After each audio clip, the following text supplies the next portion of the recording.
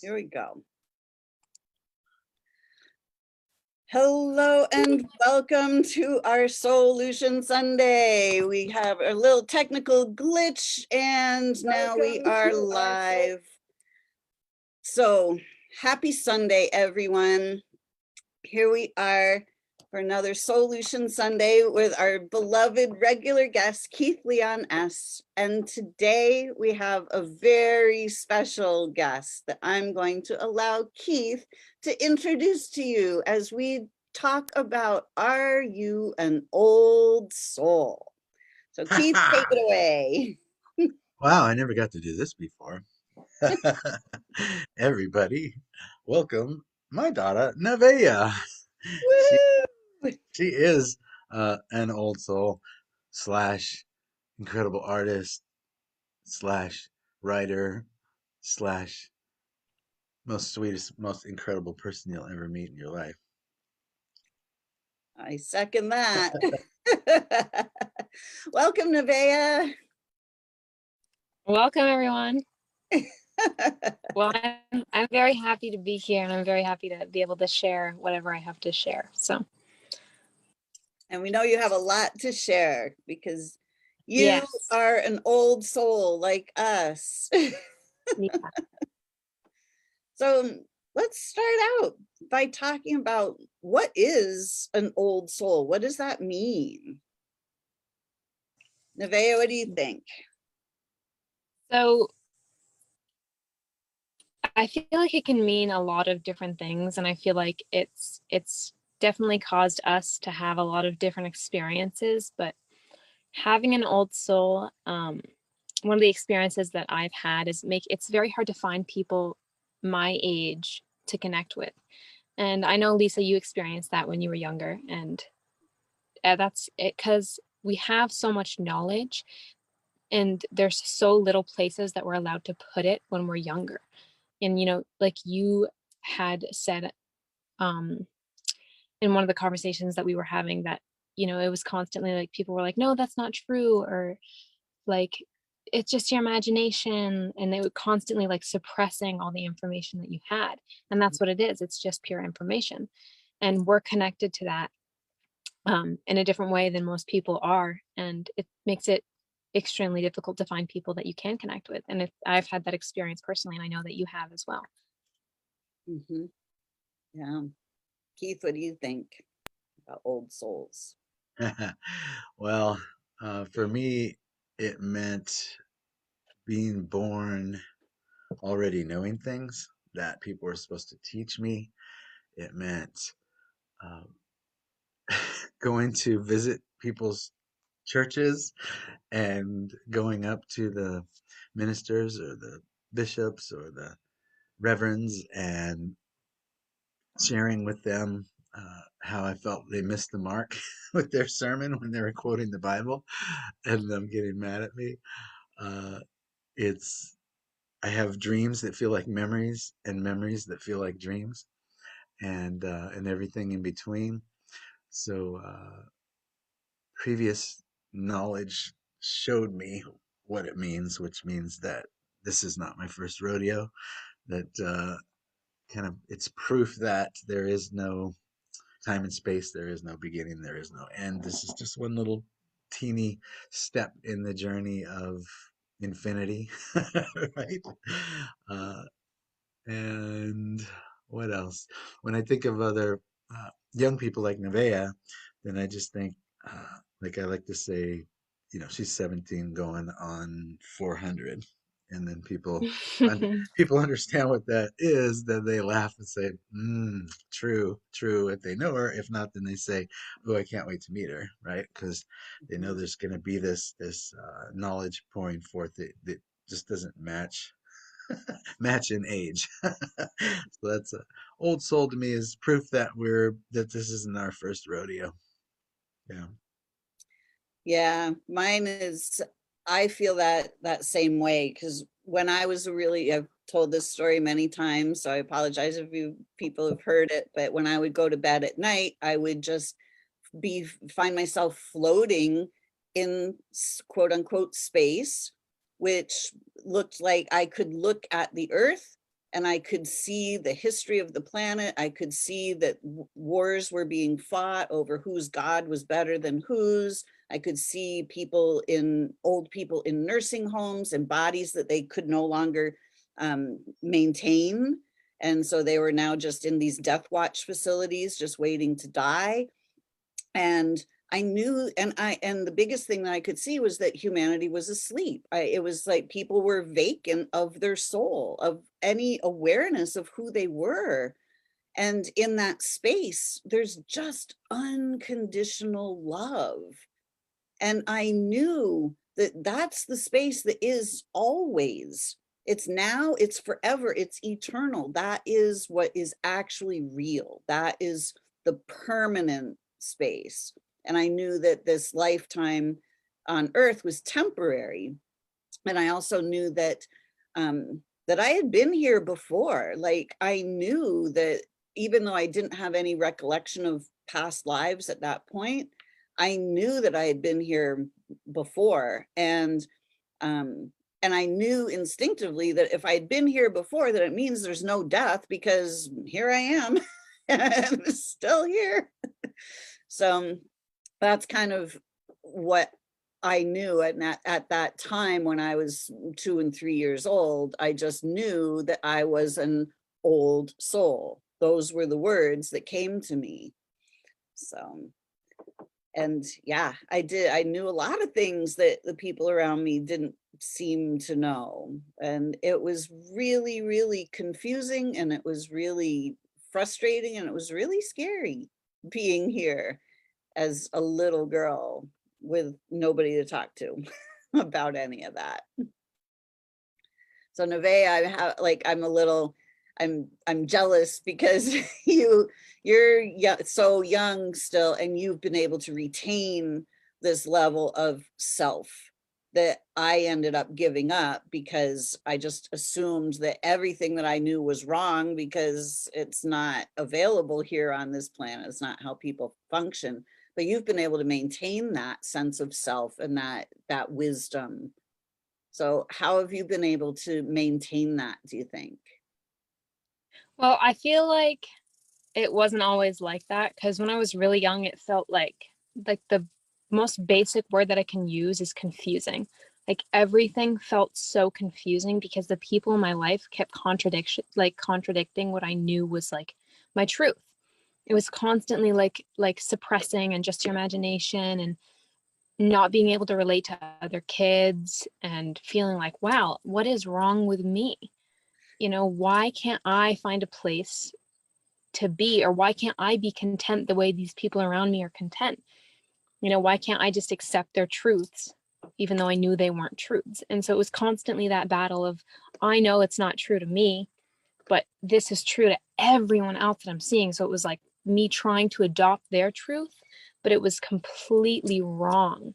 And so eventually I just kind of went with what I felt and kind of abandoned a lot of the ideals and ways that the people around me had. And that just, it put me in a place where I just started accepting and surrendering to who I was internally. And that led me on such a spiritual journey of finding who I was and being okay with myself comparative to other people, and no longer comparing good or bad and seeing better or worse, and just seeing what was and what is and what I am and being what I am. And that, put me in a place where I am today to be who I am, and to bring people into my life like you, Lisa, and Keith, and all these people that I have around me now that I'm so grateful for, because I can connect with them. And, I got to a point without them, or before I met them, I should say, that I was like, no, this is who I am. This is my truth, even if nobody ever agrees with it. And then finding these people after I had, come to terms with that with myself, was like solidifying my belief of, wow, I'm not the only one, and it's, like I said, it's hard for me to find people my age that I can relate with, but I don't feel the need to anymore. Like, it's not like, wow, I wish, because like age doesn't mean anything to me. We are not our bodies, we are our souls. So Yeah. yeah, it just means connecting with another soul is what's really important to me. Absolutely, I love that because, you know, age has never really been a thing for me. And it's funny because I was at dinner with a friend last night and she is, you know, I can't remember why, but out of the blue, she kind of asked me how old I was. And I was just like, I don't know. Like, and she's like, what? You don't know how old you are? You know, and I was like, I don't, it's not a thing for me. Yeah. Like, you know, and it was just like it absolutely completely blew her mind and she just thought I was stupid. You know? It's like, but it really truly just isn't a thing. Like souls have no age. And Yeah. so I love you say that. And I really love the fact that you have been able to stand in your own truth no matter what anybody around you has said. And I Yeah. think that, you know, I think that there are probably many that are in your category, you know, as it seems that we incarnate in waves. You know, we've got the indigo kids and the crystals and the rainbow, you know, like they can categorize depending on what your soul purpose is. Like each generation kind of comes in and has a different purpose on the planet, I think. Mhm. So I Yeah. think it's really cool that you've been able to maintain that integrity of your purpose. Yeah, and I think it's so important for kids my age to be able to do that. And I think kids my age really don't have a lot of opportunity to do that anymore because they're so sucked into the social media life and adopting the characteristics of things that aren't themselves. And you know, we're put in a place where we're told that this is you, this is your generation, this is what you're supposed to be like, this is how you fit in. And so everybody kind of adopts that, and then nobody's themselves anymore. And like that's another reason why it's hard for me to connect with people my age, is because a lot of them, you know, follow that path because, like, once again, it's probably very confusing, and they're just like, instead of being like, no, this is my true self, they're like, oh well, I'll take this part that's not me and I'll tell people that it's my true self, because they can identify with it and they can connect with me on it, and then they get to have those relationships and connections with people even if it's not them. Exactly. Yeah, Keith, what do you have to Well, add? just to kind of continue what you were saying, Nevaeh, I feel like the kids that are in the city, right? Like you were in the country, so not quite as susceptible to AI construct, artificial intelligence taking over your life. If you're like, because you have the country, right? You go out and you run in the woods and you hike and be in water and streams and all of that. But there's so many kids that are like in the city and just in front of the computer, just in front of all of that, all the input is social media, news, parents, grandparents repeating the same stories and horror stories over and over again, feeding the mind, and that's what I love about old souls. You know, it can feel like I feel like with us, it's you know 1,000-year-old person talking to a 600-year-old person, so we both have plenty we can teach each other. There's crossovers. I learn from you, you learn from me, as opposed to if you look at some relationships here, you know the kids are born not knowing, and then they're just learning what their parents are teaching them and the school's teaching them and all of that, and that's all that they're gaining is input from younger souls, from younger thought, from uh, stinking thinking, old stories perpetuated over and over again through generations of families. Um, if I had listened to my mother and a lot of my family and just like took what they said as truth, there's no way I would be who I am today. But I was kind of the opposite. I always had a thing, and this is what one thing that you have that a lot of people don't have, both of you, is discernment. Not just saying, oh, okay, it must be true if I saw it on TV. It must be true if my mom said it, right? It's like, how does that feel? How does that land? Yeah, I don't think so. Discard. All right, that's discernment, and that's truly what I feel is being programmed out of people currently. Discernment. It's such an important word.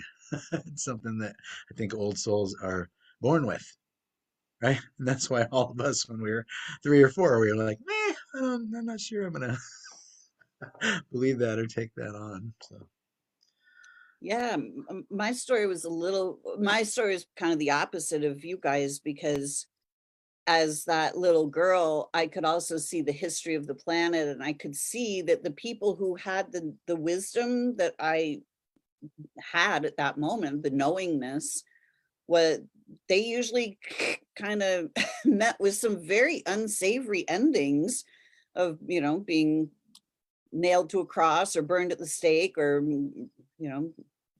tortured or what.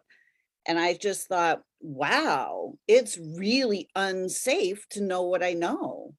Like, we're not allowed to know to have this information. And if I continue to be who I am, I'm going to get, you know, meet with a very unsavory ending too. And that was really terrifying to me. So at that time, as a 2 or 3 year old, I thought, this isn't good. Like, I have to hide who I am, because if everybody knows who I am, then I'm not going to be able to um, continue living on this planet.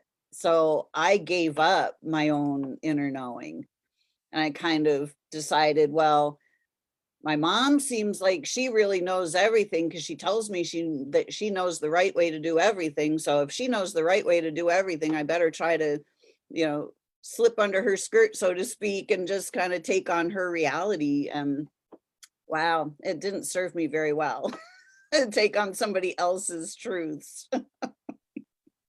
And like that's like that was something that was really easy for me to do as well, like, is to take on characteristics of my mother, because it like for many different reasons it made us connect more in a way that we hadn't been able to do. Then I kind of fit into her world more, and obviously I was kind of like stuck there as I was her daughter and I was underage, and it's not like I can go and really be my own person yet, but obviously I can while I was there, because I have.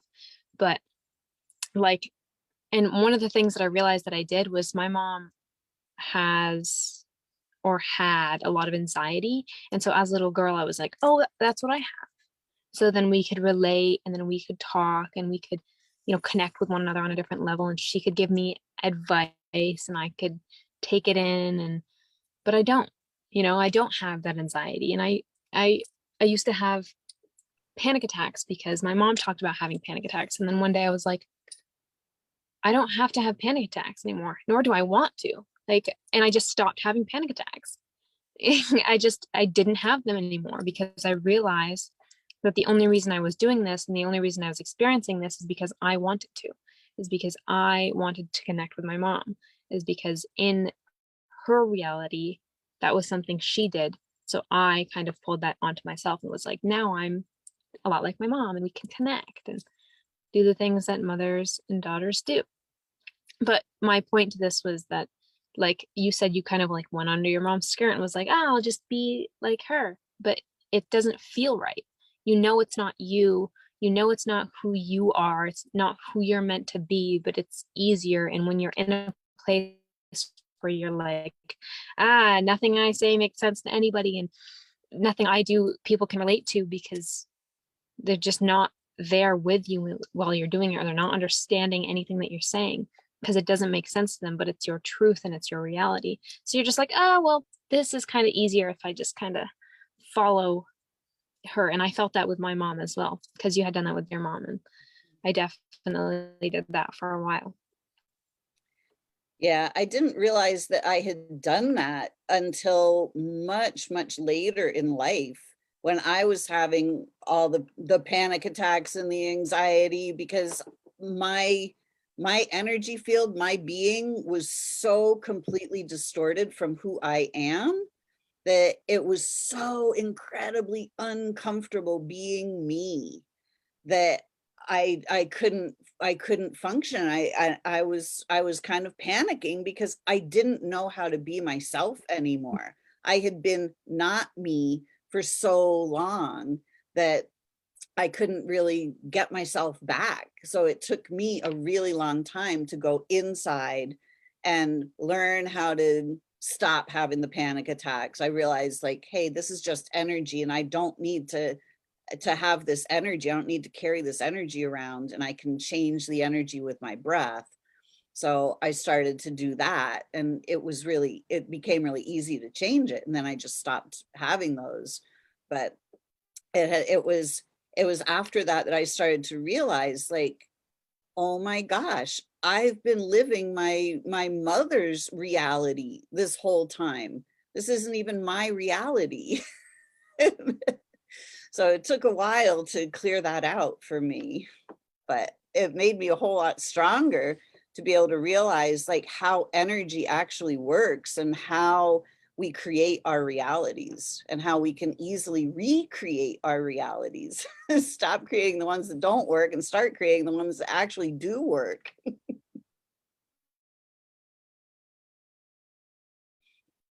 Keith, I know you had a mom that was not the most functional mom, and so you developed a different response as you were growing up.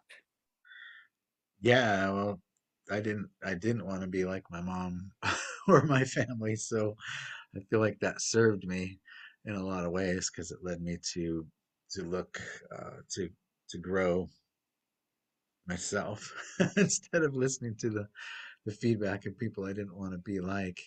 And because she wasn't functional, then I learned to cook like at a really young age, and so that served me. When my friends would say, "Hey, come stay at my house," overnight, and then I would like, cook their parents breakfast in bed and take it in there and give them like eggs over easy with toast and like hash browns and they were just like, oh my god, why do you want to be a chef when you grow up? And I was like, no, that's like how I eat. If I don't cook for myself, I'm gonna be eating out of a can the rest of my life. So there's like, what? And so then they would invite me over more often, which is cool. Right?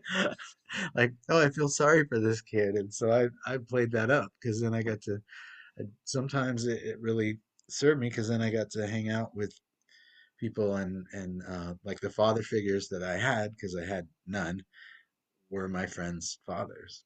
You know, that's why I loved when I read Rich Dad Poor Dad. I was like, oh my God, I can relate to this. Because I had my mom moved us to a really nice neighborhood and we were just barely scrimping by because she wanted a better life for me. So she moved us from a bad neighborhood where we were able to like eat well and all of that to a much more affluent uh, area and barely making it for me. And I really saw how that paid off once I started about high school, and I had a couple like rich dads, I would call them, and one of them really helped me a lot. I talk about that in my book, Walking with My Angels. My friend's dad, he was a dentist, and he would just like have parties with a bunch of people that were affluent and own their own businesses, and he would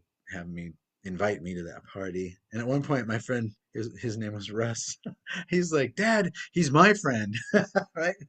Why are you hogging my friend? Like, I want him to come visit me."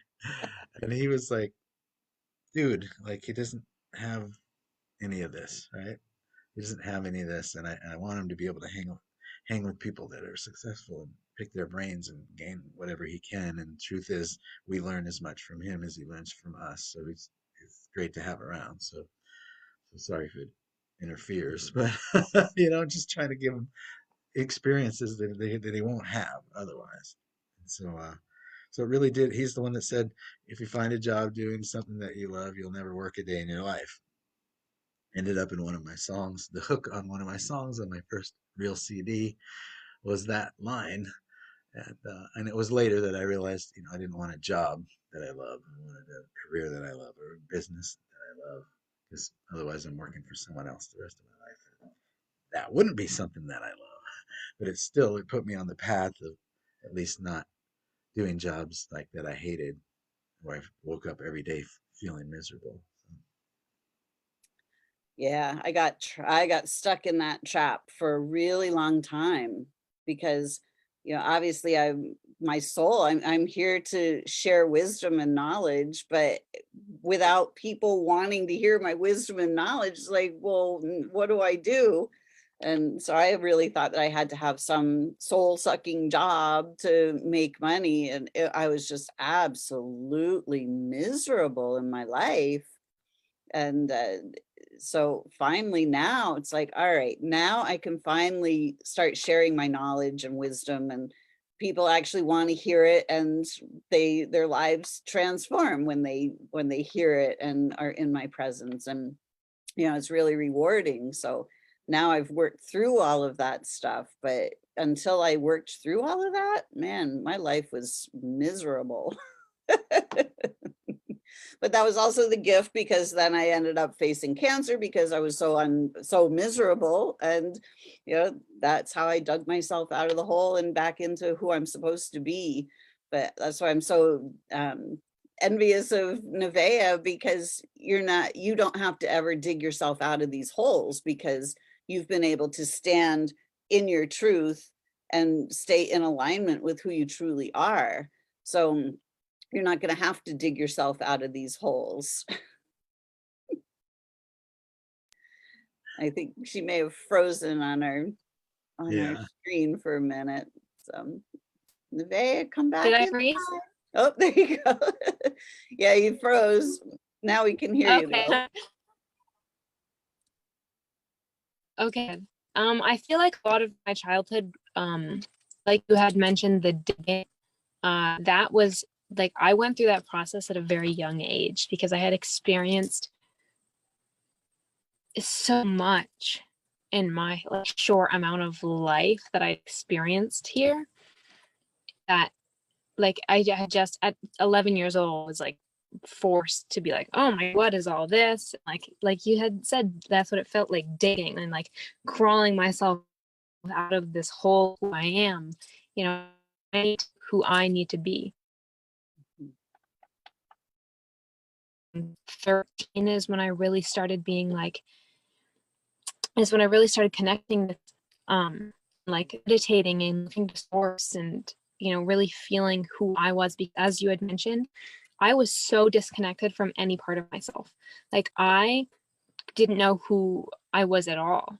I have told you I had characteristics that I liked and hobbies that I liked to do, but I went through so much at such a young age that when I felt like I was slowly coming out of that trauma and didn't have it every day of my life, then I could really be like, who am I? And what do I have to offer? This, like, how can I help? It's for me, and using it was, and how able to,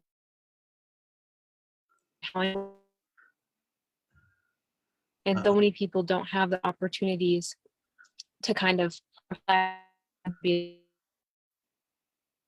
this comfortable and peaceful and able. And that's kind of, yeah, it was a very long, oh, it was short. It felt like a very long journey figuring out who I was. Now that I look back, as in a short period of time and so much internal work, and I made the end that I wanted to heal. So then I started using tools and Oops. I was about to tell her, I think you should come over to the house. Yeah, come on back inside, Nevaeh. Did try it. Yeah, I love that wait, what was now, oh, there we go. yeah, Come I back. seem to keep Yeah, disconnecting. come back in the house and come back and All sit right, I'm inside coming. with Keith, and we'll All right. give it a try from inside. So Keith and Nevaeh are in the same location, so we thought we would try it with the two microphones, but we'll have Nevaeh come back inside and see if it works better with one. So Yeah. We got the gist of it though. That's good. yeah, but I Or love what she was saying about how can I help people? How can I serve? Because that's the huge thing. You know, we're taught that we have to do something, that in order to serve people, it's having a job to do something for other people. But that's not what being in service is. We are each, as the old souls, as all souls, we are here with our own knowledge, with our own piece of the puzzle. We have our own soul song, and we're here to sing that song. But we are taken away from that song. We're told that who we are, and we're told what song we're supposed to sing. And it just ruins us.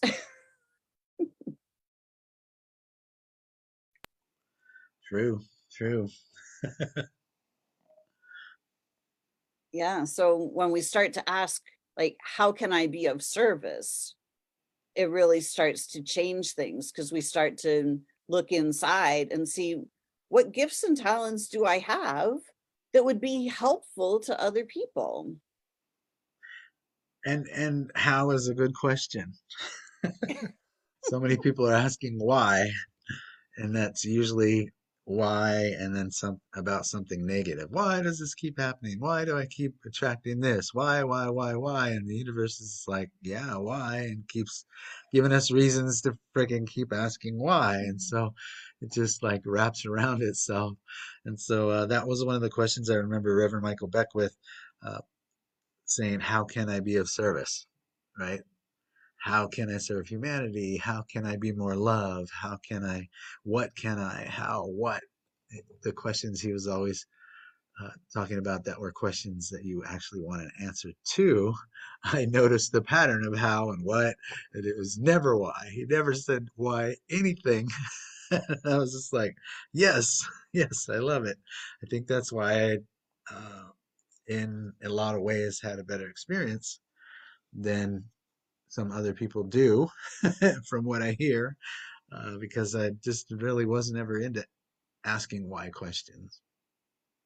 It's something instinctively told me not to ask why questions. And that leads back to old soul again. You know, some people call it instinct, inner guidance, inner GPS, call it whatever you want. It doesn't care. However, it always worked for me. It always kept me from harm. You know, that instinct, or in my case angel, you know, literally came to me as a voice. But when before the angel's voice, it was showed up as instinct, just knowing, oh, I shouldn't go down that alley, and then finding out something horrible happened down that alley, right? So it was still talking to me, and it probably still was my angel, but I just wasn't yet ready to wrap my head around something like that.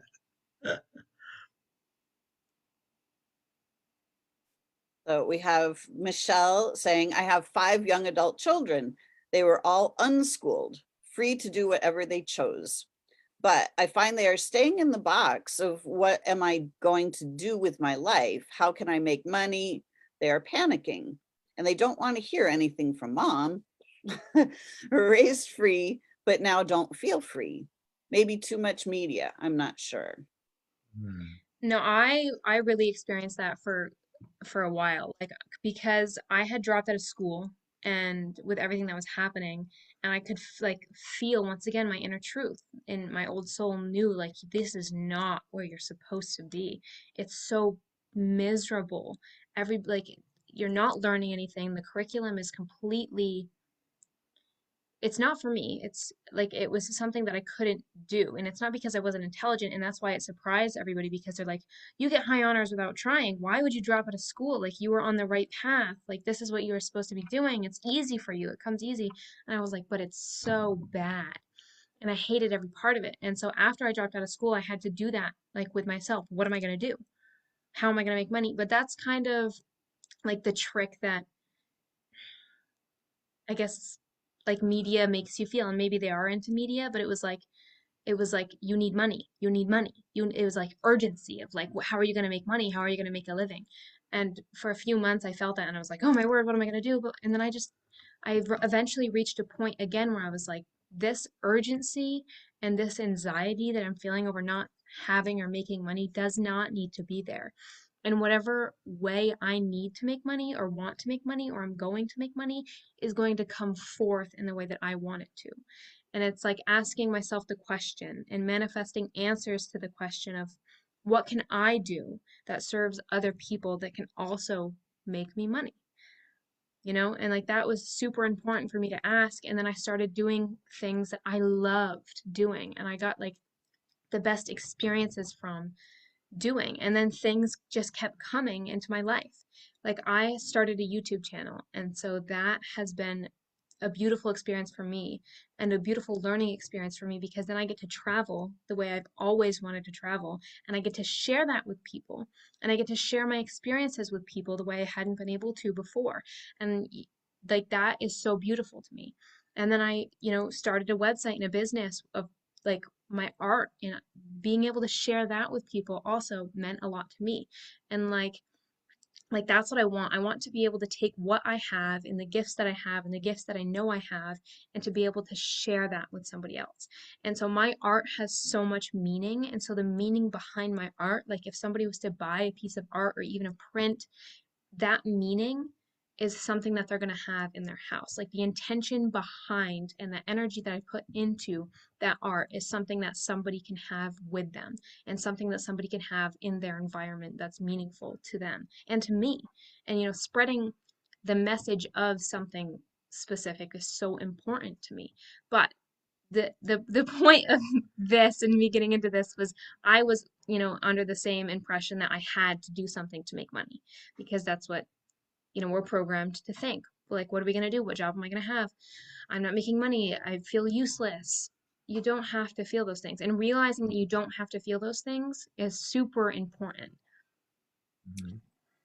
It's something I love to share with younger people that perhaps are just getting out of school, or uh, in the inquiry of what should I be doing, what's next, or what am I here to do.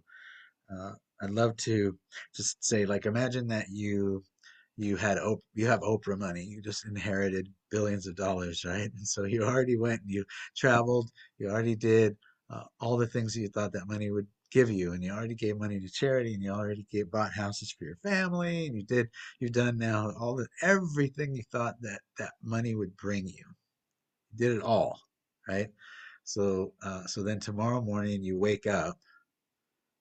What do you do with your time? How do you fill your day if money had nothing to do with it? What would you do? What's your joy? What would you just love to do all day long if money wasn't a concern? And then when they answer that, then I say, there's something to pursue. Right? There's something to do, because we do when we do what we don't want to do for money, then we end up miserable the whole time, the 5 seconds we're here on earth, and don't get to enjoy it at all.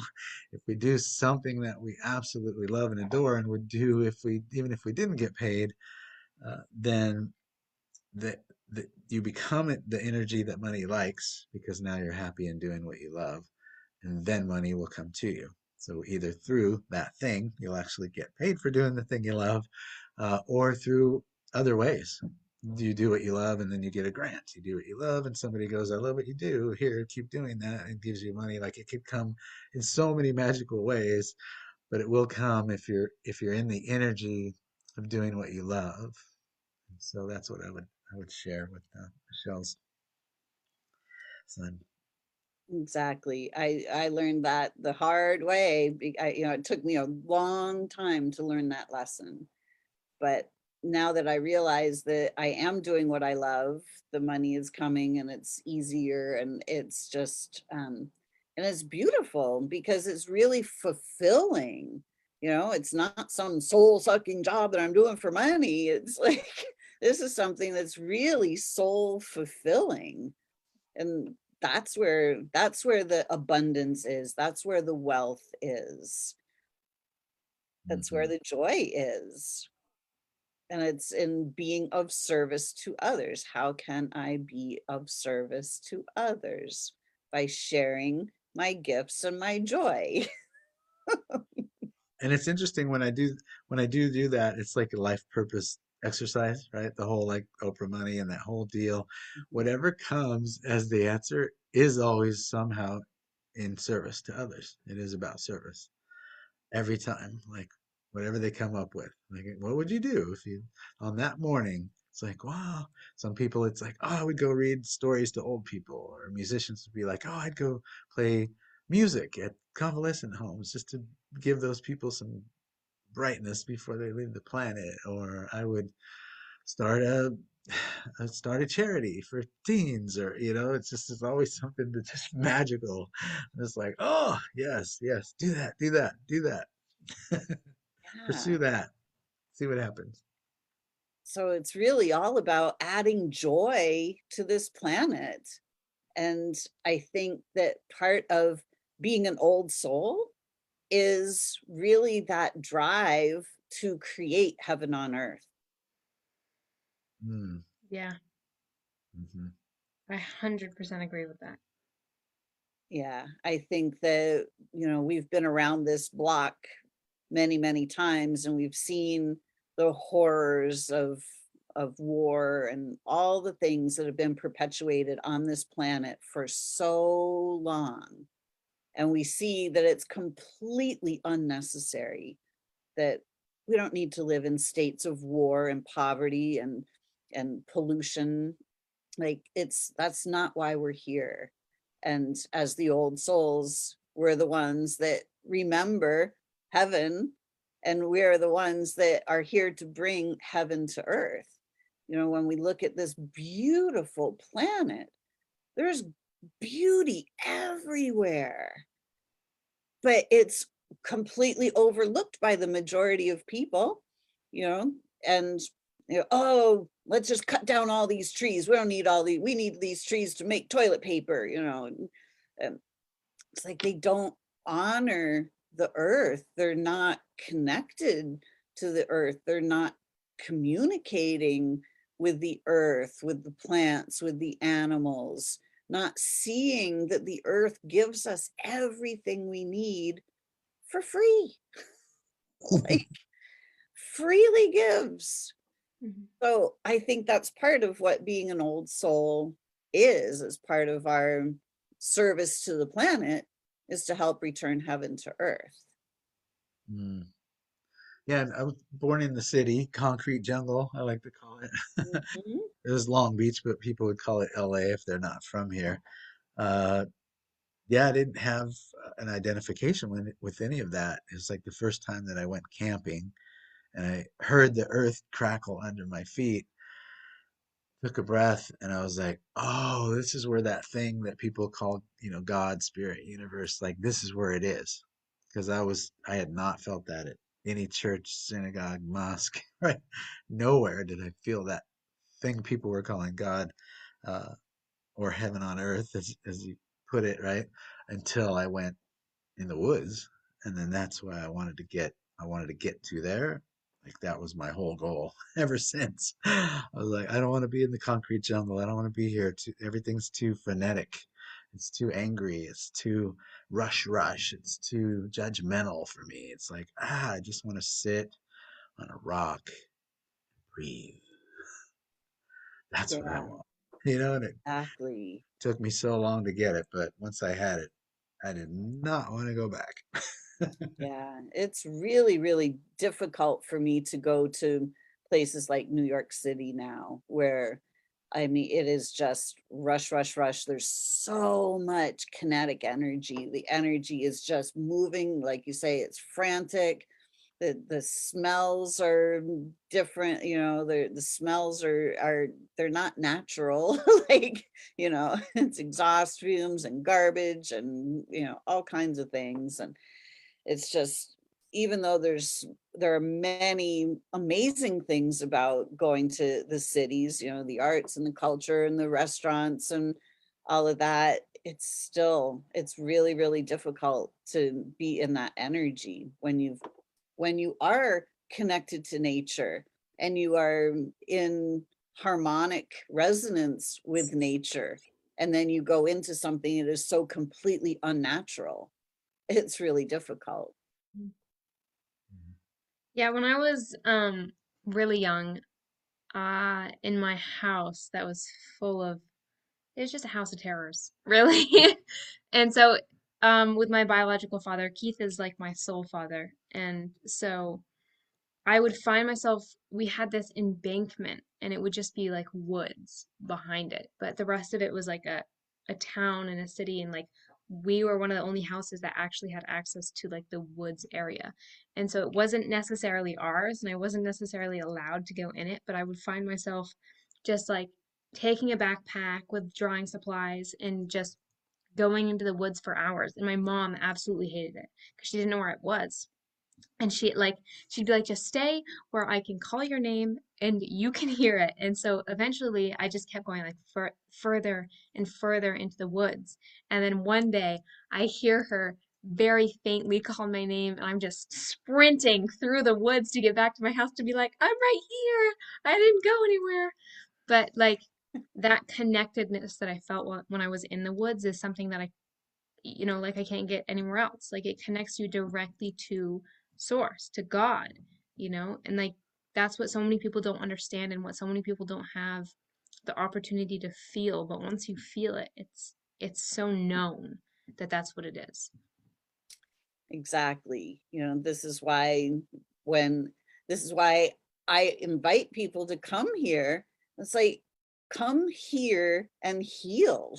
Like, once they get here to the woods, to the lakes, to the mountains, like they just automatically start feeling better immediately, like without having to do anything. But then, when you add just some awarenesses, like here's how to start shifting how you see things, and here's how to start connecting into your own inner guidance. It's like, wow, like massive shifts can happen in a really short period of time. Just like you were saying, Nevaeh, I just decided I'm not going to have anxiety attacks anymore. And that was the end of that. Like a simple choice. And people don't understand the shift of consciousness is everything. Is how I healed from cancer. Like, boom, oh, I don't need to have this anymore. Like, that's not even what's happening in my body. Like, wait a second, my body is just designed to heal itself. Great, I can just trust my body. Oh, good to go.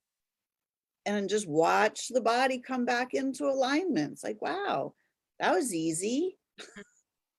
Like, But I feel like that's what's hard for so many people is like wrapping their head around the idea that like your belief on something, like just believing it, it's then true.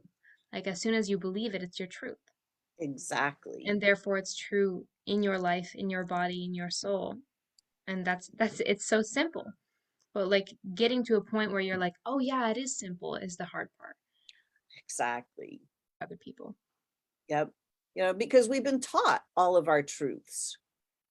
And all the truths, quote unquote, that we have been taught, the majority of them are not true.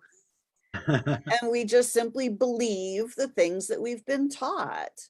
And we've been taught to listen to the experts. The experts all know, they know what to do. They've got your best interest at heart. Well, maybe they do, but they've also been taught untruths. So now we have people believing untruths that are teaching other people untruths because they're true. Like, hold on a second. It's time to break that chain and start to really tune in to your soul, because your soul knows all of the answers. Mm. Yeah, it's really interesting too because I'm shooting this documentary and I doing my best to reach out to all different types of people, right? And so I spoke to someone recently who was very, very scientific, very MD, seemed very mainstream. However, then that person wrote a book called The Emotion Code and was tying it all into the emotions. And it feels like with all of these experts, the through line is what both of you just said. It is that happens as we believe, as we feel, as we what we take on. Person yesterday, Amanda Vollmer, was like, let's take a little personal responsibility because the truth is it's all us, right? And that's the through line. No matter who I ask, where they're at, right on the fence, and in any conversation, the through line keeps coming back to feel, like emotions. How are we feeling? What are we thinking? What are we feeding ourselves with, whether it be figuratively or literally? What are we feeding ourselves with? And that which we are bringing into our emotions, into our feelings, into our thoughts, into our beliefs is what we create. And then as Byron Katie would say, but only every time. Exactly. We're non-physical beings. The soul is non-physical. And we all know we're body, mind, and soul. Only one of those things is physical, and it is operated by the two non-physical parts. And we are here to bring non-physical concepts, ideas, thoughts, beliefs into physical form. So when we are feeding ourselves on fear, doubt, guilt, shame, blame, worry, which we are being fed constantly, by the church, you're sinners, you're all going to go to hell, whatever that is, the media, there's this thing, you got to be afraid. We're being fed all of these negative emotions all day, every day. And when we take those things in and we wear them like a badge, it's like, this is what's true, this is terrible, blah, blah, blah. It becomes our body. Our bodies take on those forms. There's nothing wrong with our bodies. That's the job of the body, is to bring form to who we think we are. Mm-hmm.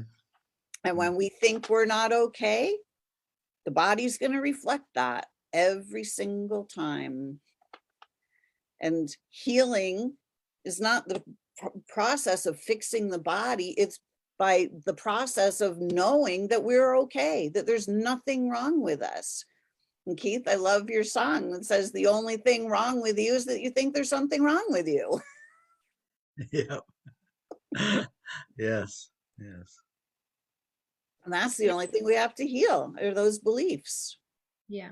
And like that's something that a lot of people don't understand, is that manifesting goes both ways. Like you can manifest negative things into your life in the same exact way as you can manifest positive things. Mm-hmm. Exactly. Yeah. And they're equally as easy. But Mm-hmm. most people don't realize that we're manifesting all the time. And Right. most people, they don't want to believe that they created the situation that they're in.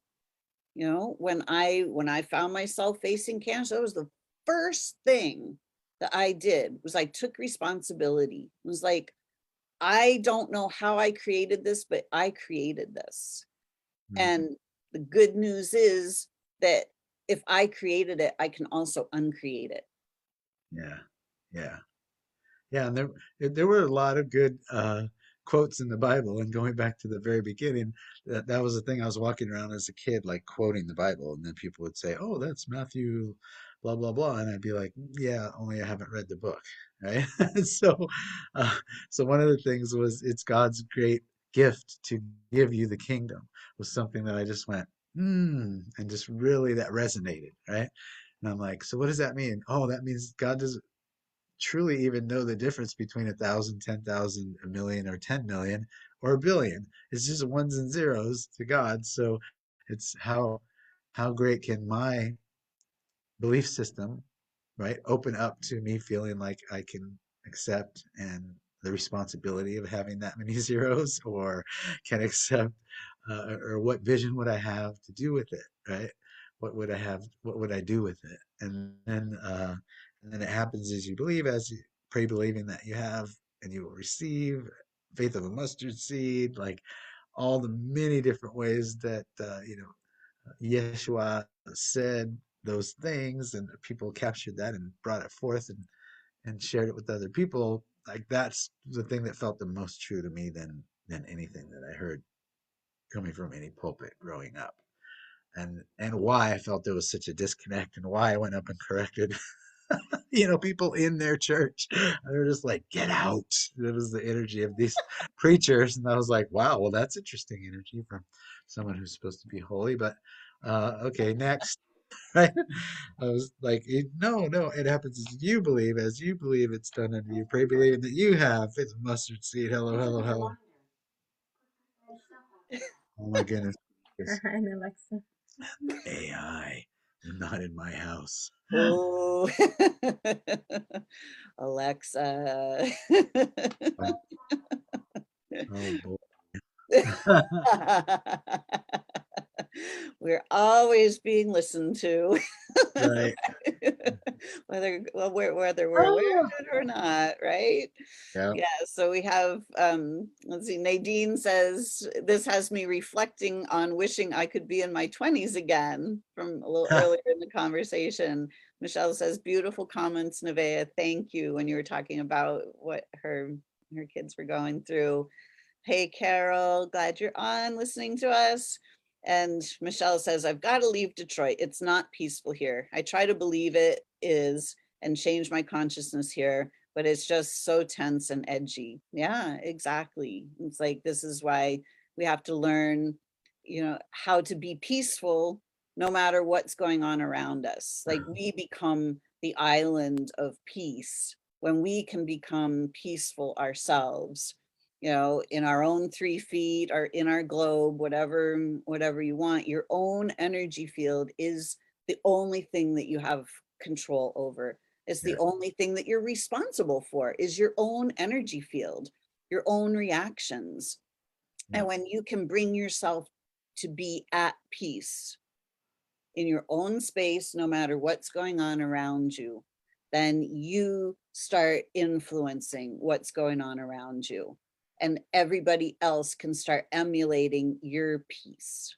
Yes. But if you're looking to find peace out there in the world, it's not going to happen. We have to create it. Yes. And here's the easiest way to create that. Close your eyes and take a breath and release. Take in another nice, easy breath and let it go. And one more nice, easy breath in and release. And open your eyes. 3 breaths. Saved my life in the city. Every time my blood pressure was up, every time I started to buy into other people's stories instead of my own truth, when I was in the city, that was what saved my life. Was just remember the 3 breaths. I can come back to center anytime with that gift from the universe. 3 simple breaths. I love that.